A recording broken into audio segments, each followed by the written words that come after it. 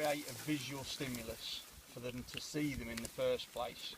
So that's saying, with their colour perception, that's saying you need something that's got a colour contrast so they can see specifically the movement of your hands.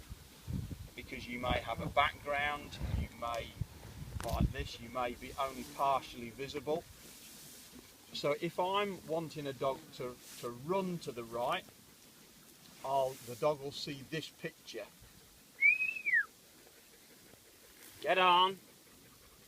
So there'll be stop, then my hand will go in the direction that I'm going to cast the dog, and then I'll push my arm out. So that's the visual picture. If I want to hunt my dog to the right, to the left as you're looking at me,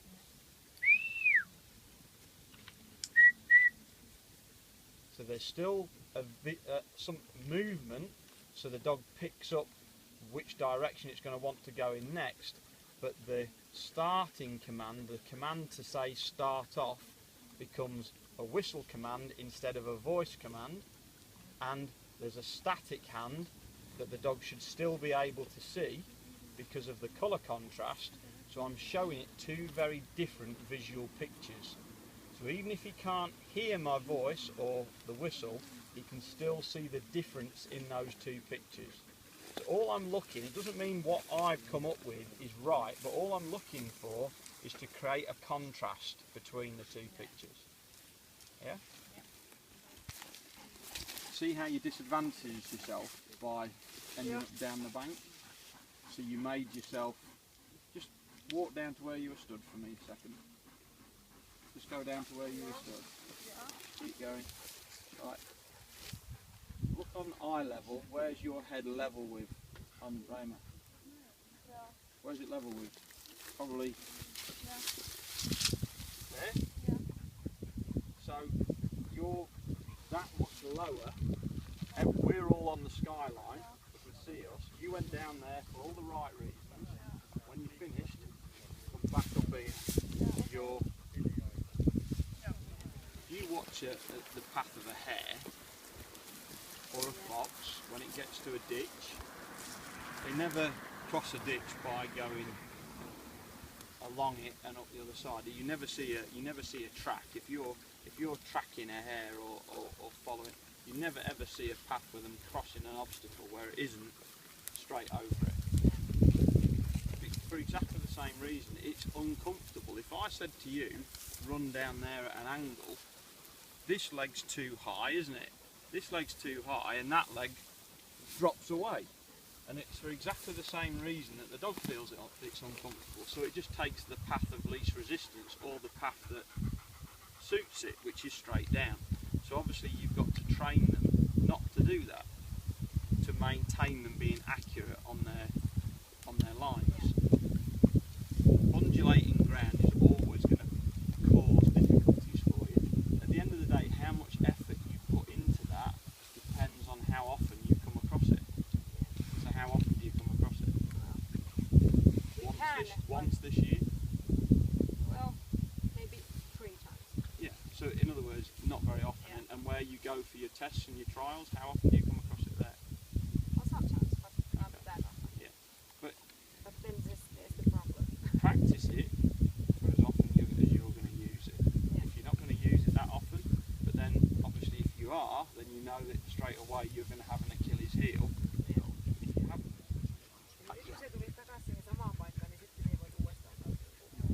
To teach the dog to recover itself, you have to let it go wrong and then effectively reset the exercise and tell it the same thing again.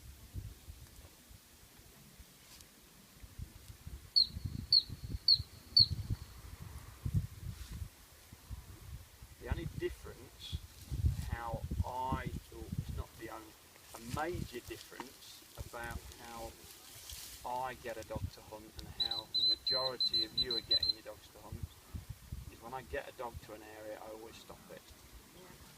I always stop it because the picture that I've taught the dog to hunt from has always been from a standstill, because I put him out and I threw the ball to his left, I threw the ball to his right and went. So I always want to show him that same picture. So what I don't do is I don't just put the hump whistle on as the dog comes into the area. The danger with that, as you saw there, Tepe, is you were in that area several times, admittedly a lot of the time the wrong side of the wind, but the reason he was quickly out of it was because you didn't control his pace. Had you stopped him, killed the speed, and then gone, then he may well have picked that a lot quicker. If a dog, if you think about it, when you send a dog, it's like a car being slammed into gear. It's in neutral, the engine's running, it's in neutral at your side. You send it, it slams into gear, first, second, third, fourth, fifth, sixth, whatever, out there. And if we just blow the whistle as the dog goes into the area, it's still in sixth gear. If it acknowledges pit pit, it might drop back to fourth gear, but it's still going quick. When I want to get a dog into an area, I want it into a habit of slowing down, sweeping round, nice and calmly and steadily. If these are going slower, this works a whole lot better. Always I have to stop the dog and then Kuinka sä annoit sen vauhdisseli? niin annoin, mutta kun se juosi sitä niin lähellä. Ja se tuolla tavallaan kun se tuolla kaukana on jossain, niin Mut se aina näe.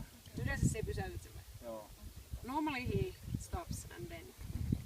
But now because the dog was so close that it was the Yeah, I think there was a point though when he was coming in on the right line, you knew the wind was right for him, you could have still have stopped him and then just gone pit pit. For me, you do entirely what suits you, but for me as a practice, what I'm I have to be careful what I'm saying, and the reason I have to be careful is because your system of tests, trials are very different to ours. You have far more tests than you have trials. So that drivey, flashy dog is always going to be the one that tends to come up to the top of the pile, and if the most of your tests are run this time of year, you know, generally in situations where scent's good, that drivey, flashy dog is going to come to the top. The way I look at tests, the way I look at dummies, is they're a necessary evil for me to get onto game. Game is the reason I have dogs. So I'm constantly got to qualify.